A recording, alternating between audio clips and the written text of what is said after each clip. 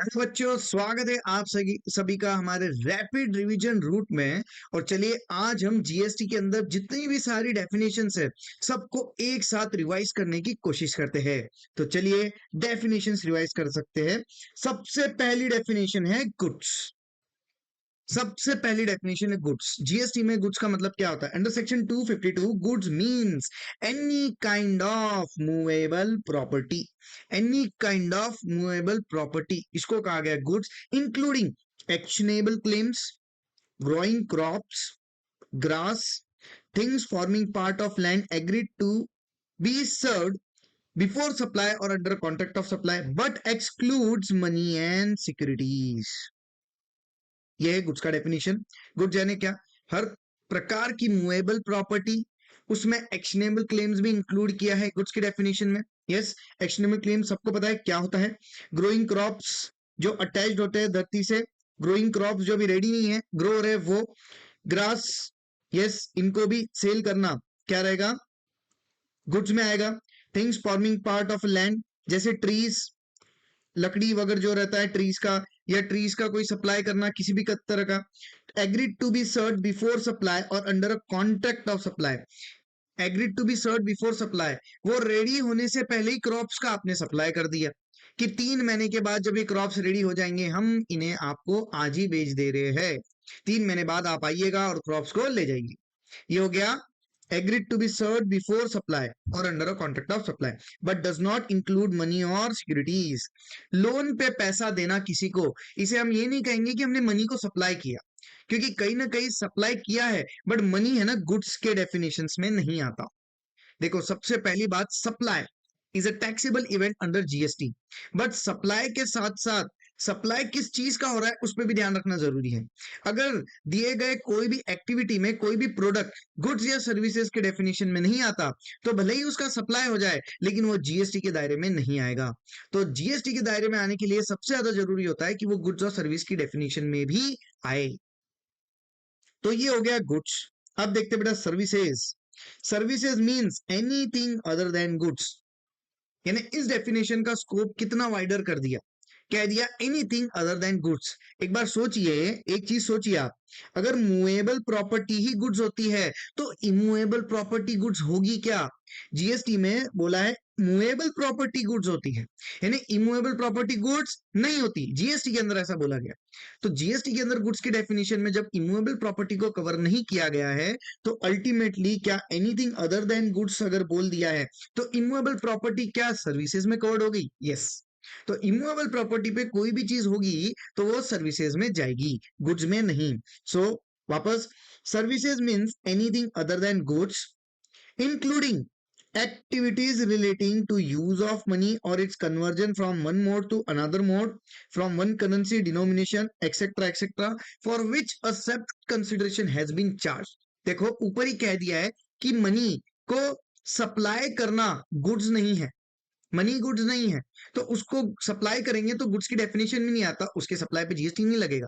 लेकिन हाँ, मनी को यूज करने के लिए अगर आपने कोई एक सेपरेट कंसिडरेशन चार्ज किया है, जैसे कि एग्जांपल लोन पे किसी को पैसे देना, यानी आपने मनी का सप्लाई किया है लेकिन मनी गुड्स नहीं है, लेकिन उस सप्लाई के बदले अगर आपको इंटरेस्ट मिल रहा है, एज अ सेपरेट कंसिडरेशन मिल रहा है for the use of money, तो उस सेपरेट कंसिडरेशन को हम सर्विसेज में इंक्लूड करेंगे। तो ये कह गया यहाँ पे सेपरेट कंसिडरेशन चार्ज हो रहा है तो उसको हम सर्विसेज की डेफिनेशन में इंक्लूड करेंगे। और इसके अलावा सिक्योरिटीज को लेना और बेचना ये गुड्स के डेफिनेशन में नहीं आता, और सर्विस की डेफिनेशन में भी दोनों कवर्ड नहीं है। लेकिन इन सिक्योरिटीज को लेने बेचते वक्त अगर कोई सेपरेट सर्विसेज आपने दिए जैसे ब्रोकरेज सर्विसेज और उसके लिए सेपरेट कंसिडरेशन चार्ज हो रहा है तो वो सर्विसेज के डेफिनेशन में जरूर आएगा। तो ये चीज ध्यान रखना, भले ही मनी और सिक्योरिटीज का लेना और बेचना या सप्लाई करना ये ना ही गुड्स है ना ही सर्विस है, लेकिन इनके सप्लाई को करवाने के लिए कोई चीज का एक सेपरेट कंसिडरेशन इनसे लिंक्ड हो जाना वो सर्विसेज की डेफिनेशन में जरूर आएगा। बढ़ते आगे, बिजनेस। बिजनेस, यस, जीएसटी में बिजनेस का मतलब क्या? अंडर सेक्शन 217 बिजनेस यानी clause A, B, C, D, E, F, G, H और आई, ये सारे क्लॉज यानी बिजनेस। एक ही शब्द लेकिन ये सब कवर्ड हो गए। अब देखिएगा कैसे। Business, any trade, commerce, manufacture, profession, vocation, adventure, wager, any other similar activity. कोई भी तरह की इनमें से आपने एक्टिविटी की, क्या आप कोई चीज का ट्रेड कर रहे हो, बिजनेस। कॉमर्स, मैन्युफैक्चरिंग कर रहे हो कोई चीज का, business. Profession, vocation, business. So इनमें से अगर कोई भी चीज कर रहे हो, चाहे आप प्रॉफिट के लिए करो या ना करो, वेदर और not for a pecuniary benefit, यानी आप चाहे इसे प्रॉफिट के लिए करो या ना करो, ये हम बिजनेस मानेंगे। Clause number B, any activity or transaction in connection with or ancillary to subclause A above। ये जो हमने देखा, trade, commerce, manufacture, profession, vocation, adventure, wager और एनी अदर सिमिलर एक्टिविटी, इनसे जुड़ी हुई कोई भी एक्टिविटी वो भी बिजनेस में आएगी। यस, इनसे जुड़ी हुई कोई भी एक्टिविटी वो भी बिजनेस में आएगी। Yes, any activity in connection or incidental ancillary to A above. फिर इसके बाद में clause C, any activity or transaction in the nature of A above, whether or not there is a volume, frequency, continuity, regularity। हमें जो clause A में चीजें दिखी है, trade, commerce, wager, profession, vocation, adventure, manufacture, इनमें से आप अगर कोई भी चीज कर रहे हो, चाहे आप ओकेजनली करो, यस, चाहे आप एक ही बार क्यों ना करो पूरी जिंदगी में, चाहे उसकी कोई भी वॉल्यूम हो, फ्रीक्वेंसी हो, कंटिन्यूटी हो, रेगुलरिटी हो या ना हो, उससे हमें फर्क नहीं पड़ता। आपने एक बार भी अगर वो कोई भी एक्टिविटी कर ली जो क्लॉज ए में डिफाइंड है, तो उसे हम बिजनेस कहेंगे। चाहे आप 1 महीने के लिए क्यों ना करो, 1 दिन के लिए क्यों ना करो, या 1 घंटे के लिए क्यों ना करो, 1 मिनट के लिए क्यों ना, अगर आपने क्लॉज ए में दी गई कोई भी चीजें को कर दिया, whether or not for pecuniary benefit, that will be termed as business। Clause D, supplier acquisition of goods including capital asset and services in connection with commencement or closure of business। Business commence होने से जुड़ी हुई जो भी आपने activities की होगी, या क्लोज होने के बाद भी अगर आपने कोई एक्टिविटीज की होगी ना, वो भी बिजनेस आएगी। ऐसा नहीं बिजनेस चल रहा है तब तक हम एक्टिविटी कर रहे हैं तो बिजनेस में आएगा ना। अगर बिजनेस चालू होने के पहले आपने कुछ किया होगा कमेंसमेंट के वक्त, या क्लोजर होने के बाद में अगर आपने कुछ किया होगा ना, तो उसे भी हम बिजनेस मानेंगे। Number E, provision by a club or association, society or any such body for subscription or any other consideration to of the facilities or benefits to its member. देखो, क्लब में क्या होता है, मेंबर होता है, membership fees भरता है, और वहां जाके मेंबरशिप फीस भरने के बाद इन रिटर्न सारी फैसिलिटीज को वो एज ए मेंबर एंजॉय करता है। तो ये भी क्या हुआ, business. Admission for consideration of person to any premises, कोई भी प्रीमाइसिस में जाने के लिए आपने एंट्री टिकट बाई की, तो प्रीमाइसिस में अंदर आने के लिए पैसे लेना, ये भी क्या होगा, business. Any service supplied by a person as a holder of an office which has been accepted by him in the course or furtherance of his trade, profession और vocation। मान लो मैं कोई कंपनी का डायरेक्टर बन गया, तो जाके director, मेरा जो कैबिन होगा डायरेक्टर का कैबिन, वो डायरेक्टर का ऑफिस मुझे संभालना पड़ेगा। यस, तो ये मैं क्यों कर रहा हूं, in the course of furtherance of any trade, profession और वोकेशन, मेरी प्रोफेशनल डिग्री का यूज कर रहा हूं, या वोकेशनल स्किल्स का यूज कर रहा हूं, या ट्रेड करने के लिए मैंने वो ऑफिस होल्ड कर रखा है। यस, तो जिस किसी भी पर्पस के लिए आपने वो ऑफिस हेल्ड कर रखा है, वो हो जाएगा business. Activities relating to a race club, सीधा सीधा शॉर्ट में बात करता हूं, जो भी रेस क्लब या हॉर्स रेसेस से जुड़ी हुई सर्विसेज होती है, कोई भी तरह की सर्विसेज हो, चाहे वो टोटलिजेटर की सर्विसेज हो, licence to a bookmaker और लाइसेंस बुक मेकर की सर्विसेज हो, वो सारी चीजें क्या होगी बेटा, business. Lastly, any activity in transaction undertaken by the central government or state government or local authority in which they are engaged as a public authorities। अगर वो public authorities बोलकर अपनी कोई भी एक्टिविटीज को परफॉर्म कर रहे हैं, तो गवर्नमेंट की ये सर्विसेज भी किसमें मानी जाएंगी, बिजनेस। सो ये 9 एक्टिविटीज जो भी करेगा वो बिजनेस माना जाएगा, business. Now coming towards the definition of person. Person यानी क्या, देखो पर्सन का डेफिनेशन फटाफट रिवाइज करते हैं।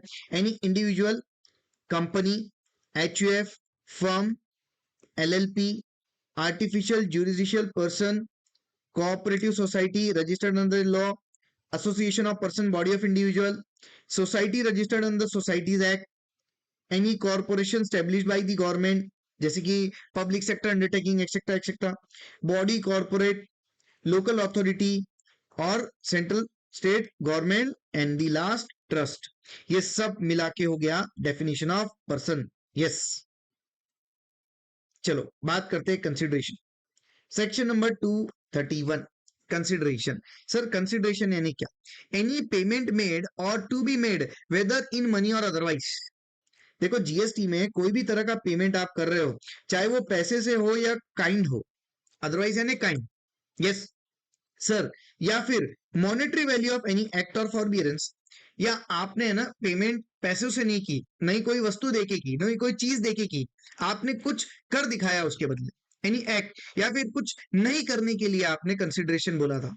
समझ में आया? तो ये हो गया जीएसटी में कंसिडरेशन। अगर आप पेमेंट कर रहे हो, चाहे वो मनी में हो या अदरवाइज, या कोई भी एक्ट हो या फॉरबियरेंस हो, उसका मॉनेटरी वैल्यू हम ले लेंगे। आपने ये सब क्यों किया? In respect of, in response to, or for the inducement of supply of goods और सर्विसेज, और बोथ। गुड्स और सर्विसेज की सप्लाई करने के बदले में आपने या तो पैसा दिया, या तो कोई चीज दी, या तो कुछ करा, या तो कुछ नहीं किया, एनी एक्ट और फॉरबियरेंस। समझ में आया? तो इन सब चीजों का जो भी आपने यहाँ पे डिस्क्रिप्शन देखा है, ये होता है कंसिडरेशन अंडर द जीएसटी। और ये कंसिडरेशन देखो, वेदर बाय द रेसिपिएंट और बाय एनी अदर पर्सन, कौन किसे मिलता है? ये कंसिडर रिसीव करने की अथॉरिटी होती है या तो रेसिपिएंट को और एनी अदर पर्सन को। आगे सर कंसिडरेशन में क्या नहीं आता? कोई भी तरह की गवर्नमेंट की सब्सिडी कंसिडरेशन में नहीं आएगी, और कोई भी तरह का डिपॉजिट, सिक्योरिटी डिपॉजिट कंसिडरेशन में नहीं आएगा। क्यों सर? सिक्योरिटी डिपॉजिट करते हो तो वो तो हमें वापस मिलता है ना। यस, रेंट पे कोई आपको प्रीमाइसेस लेना है अगर, तो सिक्योरिटी डिपॉजिट भी देनी होती है। यस, तो वो एडवांस अगर आप देते हो तो वो तो आपको वापस मिलता है, तो इसलिए वो कंसिडरेशन में नहीं आएगा, अनलेस ऑन अंटिल ये डिपॉजिट अगर आपने रेंट के पीरियोडिकल पेमेंट्स में एडजस्टमेंट नहीं किया होगा तो ये बातें हैं कंसिडरेशन। नाउ सप्लायर, जीएसटी में सप्लायर यानी क्या? सप्लायर यानी खुद होगा, या तो किसी के बिहाफ पे आप किसी चीज का सप्लाई कर रहे हो, yes that will be a supplier under GST. चलो रिसिपिएंट का डेफिनेशन देख लेते हैं बेटा। रिसिपिएंट देखो 3 केसेस हैं, वैसे देखे जाए तो 2 ही केस है। सबसे पहला केस है, अगर कंसिडरेशन पेएबल है तो क्या, और कंसिडरेशन नहीं पे करना है तो क्या। वैसे 2 ही केस है देखा जाए तो। अगर कंसिडरेशन पेएबल है तो उस केस में रिसिपिएंट कौन होगा? जिसने कंसिडरेशन पे किया वो, या जो पे करने वाला है वो। जिसने कंसिडरेशन पे किया वो, या जो पे करने वाला है वो होगा रेसिपिएंट। मान लो सर कंसिडरेशन नहीं पे करना है, तो गुड्स के केस में क्या होगा और सर्विस के केस में क्या होगा? अगर कंसिडरेशन नहीं पे करना है तो गुड्स के केस में जिन्हें गुड्स मिले वो, और सर्विस के केस में जिसे सर्विस मिली वो। समझ में आया? तो ये है रेसिपिएंट का डेफिनेशन, और इनका कोई अगर ऑन इनके बिहाफ पे कोई एजेंट होगा तो वो एजेंट भी रेसिपिएंट की डेफिनेशन में गिना जाएगा। चलिए देखते हैं इंडिया का definition under the act. India क्या है? Territory as per the article number 1 of the constitution. Yes, Bharat की भूमि territory, article number 1 of the constitution के हिसाब से। इसके अलावा टेरिटरियल वाटर्स। अब टेरिटरियल वाटर्स यानी क्या? देखो क्या क्या आता है इसमें। 12 नॉटिकल माइल्स तक के क्या होता है? From the baseline territorial waters. उसके बाद में आता है seabed, subsoil, underlying such water. Yes, ये 12 नॉटिकल माइल्स के ऊपर अगर कुछ होगा वो, या इसके अंदर कुछ होगा वो। कॉन्टिनेंटल शेल्फ, 12 नॉटिकल माइल्स के बाद में और 12 नॉटिकल माइल्स रहता है कॉन्टिजियस जोन, उसके नीचे का एरिया होता है continental shelf. Exclusive economic zone, 12 nautical miles के बाद में अप टू 200 नॉटिकल माइल्स होता है एक्सक्लूसिव इकोनॉमिक जोन। यस, ये देखिएगा एक्सक्लूसिव इकोनॉमिक जोन। यस, ये सारा, और इन पूरे टेरिटरी के ऊपर का एयर स्पेस, इन पूरे टेरिटरी के ऊपर का एयर स्पेस, ये होता है इंडिया की डेफिनेशन। इसको कहेंगे हम इंडिया अंडर जीएसटी। चलिए आगे बढ़ते फटाफट। रिवर्स चार्ज, रिवर्स चार्ज यानी क्या होता है जीएसटी में? Reverse charge, yes reverse charge यानी, फॉरवर्ड चार्ज यानी क्या होता है? फॉरवर्ड चार्ज यानी सीधा चलना। इसका मतलब सप्लायर रिसिपिएंट को सप्लाई करेगा, और सप्लायर रिसिपिएंट से टैक्स लेके गवर्नमेंट को देगा। देखो ये हो गया फॉरवर्ड चार्ज। और रिवर्स चार्ज क्या होता है? रिवर्स चार्ज यानी इसका उल्टा। फॉरवर्ड चार्ज में सप्लायर रिसीव करके गवर्नमेंट को टैक्स पे कर रहा था, अब रिसिपिएंट क्या करेगा? ये रिसिपिएंट ही खुद अपने आप ही गवर्नमेंट को टैक्स पे कर देगा। इसकी और चर्चा हम करेंगे in the chapter charge of GST. Non taxable supply यानी जिनके ऊपर आज जीएसटी में टैक्स नहीं लगता, ऐसे कौन से गुड्स है? सर ऐसे है गुड्स, एक तो alcoholic liquor for human consumption, और petroleum and petroleum products. Electronic commerce यानी कोई भी चीज कोई प्लेटफॉर्म से बेचना, ऑनलाइन प्लेटफॉर्म से बेचना, और उसको प्लेटफॉर्म को चलाने वाले को कहते हैं electronic commerce operator. Definition of family, family की डेफिनेशन में कौन आता है? फैमिली की डेफिनेशन में spouse, children of that person and parents, grandparents, brother, sister of that person if they are wholly or mainly dependent. Family के definition में वही brother, sister, parents, grandparents आएंगे जो होली और मेनली डिपेंडेंट है। जो Holi or mainly dependent नहीं है वो फैमिली के डेफिनेशन में नहीं आएंगे। ये चीज को ध्यान रखना। एजेंट यानी क्या? एक कोई भी ऐसा पर्सन जो या तो फैक्टर हो सकता है, ब्रोकर हो सकता है, या कमीशन एजेंट हो सकता है, या अरतिया हो सकता है, डायरेक्ट क्रेडिट एजेंट हो सकता है, ऑक्शनर हो सकता है, जिसने उस प्रॉपर पर्टिकुलर प्रिंसिपल के कोई भी गुड्स या सर्विसेज को सप्लाई करने के लिए, उसके बिहाफ पे सप्लाई करने के लिए कुछ कंसिडरेशन चार्ज किया है। कन्वीनियंस, जहां जहां जीएसटी में कन्वीनियंस ये वर्ड आएगा उसका मतलब क्या होता है? वेसल, एयरक्राफ्ट और व्हीकल। प्रिंसिपल, जिसके बिहाफ पे एजेंट कैरी ऑन करता है business. Associated enterprise means an enterprise which participate directly और इनडायरेक्टली और through any one or more of the intermediaries in the management control capital of the other enterprise। कब कहेंगे associated enterprise? इसका example लेता हूं, holding और subsidiary company से एक कंपनी है जो एक दूसरे कंपनी की होल्डिंग कंपनी है। एक कंपनी है ए फॉर एप्पल, एक कंपनी है ए, और इसने अपने पूरे शेयर्स बी को दे रखे हैं, होल्डिंग कंपनी, यानी बी ने इस कंपनी को, ए कंपनी को होल्ड कर रखा है। तो ये दोनों हो गए एसोसिएटेड एंटरप्राइज। क्यों सर? क्योंकि कहीं ना कहीं बी का मैनेजमेंट और कंट्रोल में भी हिस्सेदारी होगी, इसीलिए ये हो गए एसोसिएटेड एंटरप्राइज। कॉमन पोर्टल यानी जीएसटी कॉमन पोर्टल, काउंसिल यानी जीएसटी काउंसिल। चलिए आगे बढ़ते हैं। अब इस डायग्राम में हम देखेंगे क्या होता है location of supplier in case of service and location of supplier in case of goods। Location of supplier, location of recipient, LOS, LOR, ये हम देखने वाले प्लेस ऑफ सप्लाई चैप्टर में। और अगर आपने डिटेल में जीएसटी एक बार पढ़ लिया है तो आपको पता होगा इनका जिक्र होता है प्लेस ऑफ सप्लाई चैप्टर में। तो चलिएगा हम देखते हैं location of supplier in case of goods क्या होगा। वैसे तो देखो जीएसटी में कहीं डिफाइंड नहीं है कि लोकेशन ऑफ सप्लायर क्या होना चाहिए गुड्स के केस में, लेकिन लॉजिकली देखा जाए, यस, लॉजिकली देखा जाए तो लोकेशन ऑफ सप्लायर होता है of goods is where the business is ordinarily carried on or where the goods themselves are located. या तो देखो बिजनेस कहां से हो रहा है वो, या तो ये देखो कि गुड्स कहां लोकेटेड है वो रहेगा लोकेशन ऑफ द सप्लायर। आगे बढ़ते हैं। Location of supplier in case of service, location of recipient in case of service. दोनों चीजों का मतलब एक ही तरह से समझना है हमें यहाँ पे, चाहे वो लोकेशन ऑफ सप्लायर हो या लोकेशन ऑफ रेसिपिएंट हो। दोनों सर्विस की केस में हम बात कर रहे हैं। यस, देखो आप प्रॉपरली हम सर्विस की केस में यहाँ पे एक बात कर रहे हैं। चलो देखते हैं। देखो अगर सप्लाई कहां से हो रहा है या सप्लाई रिसीव कहां हो रहा है, ये देखो सप्लाई मेड फ्रॉम और सप्लाई रिसीव्ड एट कहां हो रहा है वो जगह देखो। सबसे पहले सप्लाई कहां से हो रहा है या कहां रिसीव हो रहा है? Place of business for which registration is obtained, इसको मैं बोलूंगा रजिस्टर्ड प्लेस ऑफ बिजनेस। अगर आपका supply registered place of business से हो रहा है या आपको supply registered place of business में मिल रहा है तो इन दैट केस आपका लोकेशन ऑफ सप्लायर या लोकेशन ऑफ रेसिपिएंट हो जाएगा location of such place of business, location of such registered place of business. अगर वहां से हो रहा है तो या वहां पे हुआ तो। सर वहां से नहीं हो रहा, केस नंबर 2, कोई फिक्स एस्टेब्लिशमेंट से हो रहा है सप्लाई या फिक्स एस्टेब्लिशमेंट पे मिल रहा है सप्लाई, तो उस केस में location of supplier, location of recipient क्या रहेगा? Location of such fix establishment, वो फिक्स एस्टेब्लिशमेंट का लोकेशन। सर दोनों भी लोकेशन नहीं पता, दोनों भी लोकेशन नहीं पता, कहां जाए? अगर दोनों भी लोकेशन आपको नहीं पता तो यहां जाए। अगर आपको दोनों भी लोकेशन नहीं पता, रजिस्टर्ड प्लेस भी नहीं मालूम है, फिक्स एस्टेब्लिशमेंट का एड्रेस भी नहीं पता है, तो in the absence of such places usual place of residence of the supplier or usual place of residence of the recipient, ये चीज ध्यान रखने का, इनका रेसिडेंस हम ले लेंगे यहाँ पे लोकेशन। सो ये सारी चीजें बेटा डेफिनेशन में। यहाँ पे एक वर्ड था फिक्स एस्टेब्लिशमेंट, उसका मतलब क्या होता है? yes, means a place other than place of business which is characterized by a sufficient degree of permanence and suitable structure in terms of human and technical sources to supply service or to receive and use service for its own need. For example, समझो Apple company का service centre, या समझो Oppo का service centre, Realme का service centre. ये service centre क्या है?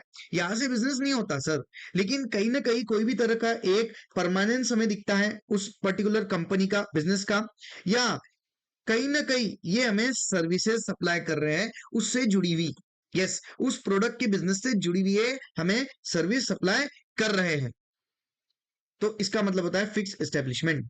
आगे प्लेस ऑफ बिजनेस, सबको पता है प्लेस ऑफ बिजनेस जहां से आप बिजनेस कर रहे हो या फिर जहां गुड्स पड़े हैं, चाहे वो गोडाउन में पड़े, वेयर हाउस में पड़े, या आपके खुद के स्टोर में पड़े, एक्सेट्रा एक्सेट्रा।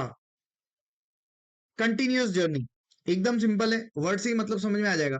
कंटिन्यूअस जर्नी यानी क्या सर? कंटिन्यूअस जर्नी यानी क्या? ब्रेक जर्नी नहीं। आप यहां बैठो और सीधा डेस्टिनेशन पे उतरो। मान लो आपको फॉर एग्जांपल मुंबई से अहमदाबाद जाना है या मुंबई से बेंगलोर जाना है, डायरेक्ट ट्रेन में अगर आप जा रहे हो तो उसे हम कहेंगे कंटिन्यूअस जर्नी। या फिर आपने अगर पहले एक जगह से दूसरी जगह ट्रेन बुक की और अगेन दूसरी जगह से तीसरी जगह ट्रेन बुक की, इसे हम कहते हैं ब्रेक जर्नी। तो यहाँ पे कंटिन्यूअस जर्नी का मतलब होता है कंटिन्यूअसली एक ही कन्वीनियंस में आप बैठोगे और वो जर्नी स्टार्ट हो जाएगी और एंड हो जाएगी डेस्टिनेशन पे, ब्रेक जर्नी चलेगा नहीं। चलो आगे चलते हैं बेटा, बात करते हैं other topics. Inward supply, yes, inward supply इसका मतलब क्या? इनपुट आपने सप्लाई ली है, यस, आपने सप्लाई का इनपुट किया है। इसमें होगा एक तो इनपुट, या तो आप रॉ मटेरियल्स लेने वाले हो, या तो लेबर, इनपुट सर्विसेज, या तो कैपिटल गुड्स, मशीनरीज, ये सब होती है इनवर्ड सप्लाई। चाहे वो इनपुट हो, गुड्स की बात करें तो, सर्विस की बात करें तो इनपुट सर्विसेज, कैपिटल गुड्स की बात करें तो input of that capital goods. Yes, कोई भी तरह का आपने इनवर्ड सप्लाई लिया है, आपने सप्लाई लिया है ताकि आप आउटवर्ड सप्लाई दे सको, उसे हम कहेंगे इनवर्ड सप्लाई। और उन चीजों पे लगता है बेटा इनपुट टैक्स, उन पे लगता है इनपुट टैक्स। ये देखिएगा यहाँ पे वर्ड है इनपुट टैक्स। इन इनपुट्स के ऊपर लगता है टैक्स। हो सकता है रॉ मटेरियल्स खरीदते हो और आपने टैक्स दिया होगा, इनपुट टैक्स। लेबर को पेमेंट करते वक्त टैक्स दिया होगा, इनपुट टैक्स। कैपिटल गुड्स खरीदते वक्त आपने टैक्स दिया होगा, इनपुट टैक्स। और इन्हीं इनपुट टैक्स का हम लेते हैं इनपुट टैक्स क्रेडिट, जो आईटीसी के चैप्टर में आपने पढ़ा होगा, नहीं पढ़ा होगा तो हम उसको रिवाइज करने वाले हैं। तो इन चीजों की वापस वहां पे हम चर्चा करेंगे। आउटपुट टैक्स यानी आपने आउटवर्ड सप्लाई करते वक्त जो सामने वाले से टैक्स कलेक्ट करना है वो होता है आउटपुट टैक्स। यस, ये हो गई बात इन सब चीजों की। चलो last page, electronic cash ledger. Cash ledger यानी इलेक्ट्रॉनिक कैश लेजर जीएसटी के अंदर है ना, दो प्रकार के लेजर होते हैं।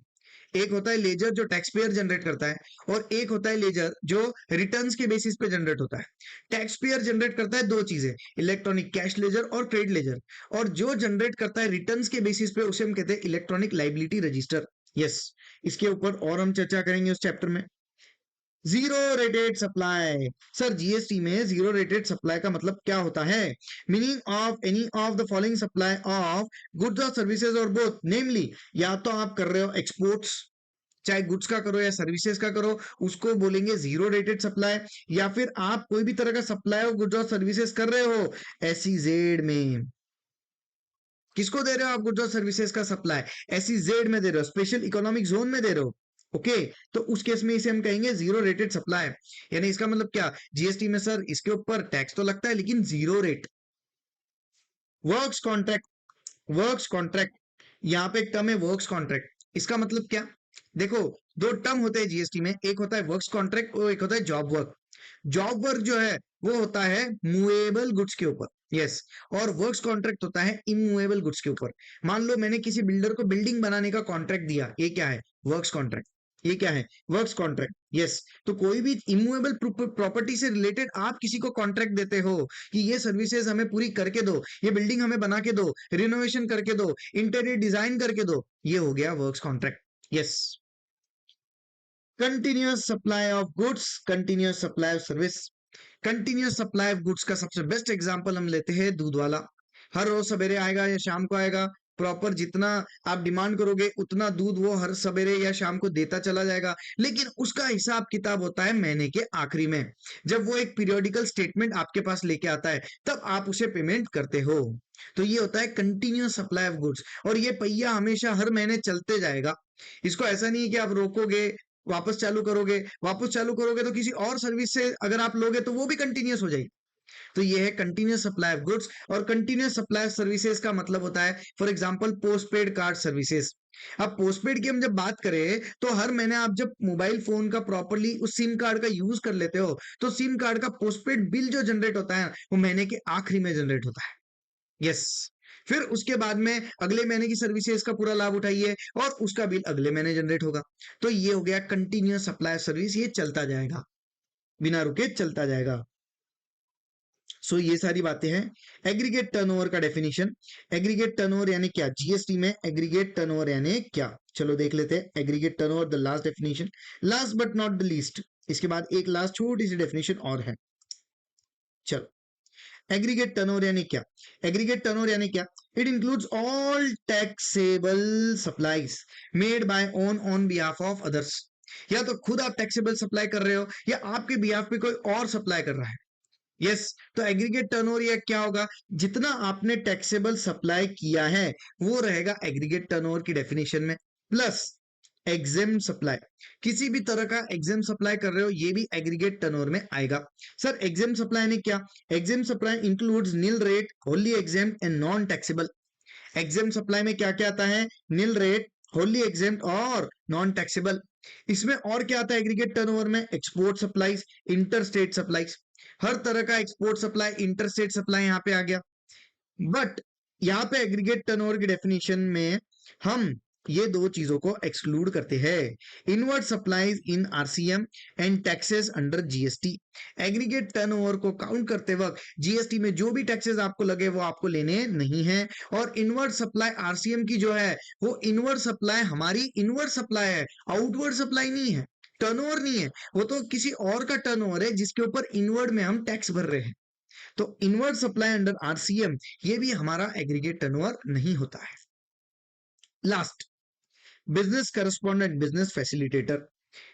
देखो इन दोनों चीजों का मतलब क्या होता है, कभी कभी प्रैक्टिकली अगर बात करूं तो आप में से कुछ कुछ लोग ऐसे होंगे जिन्होंने एक चीज एक्सपीरियंस किया होगा कि कोई कोई छोटे विलेजेस जो होते हैं, एकदम छोटे विलेजेस होते हैं जहां पे लोग भी कम होते हैं, पॉपुलेशन कम होती है, और उसके कारण बैंक अपनी वहां पे ब्रांचेस ओपन नहीं कर सकती क्योंकि इकोनॉमिक बेनिफिट नहीं होता।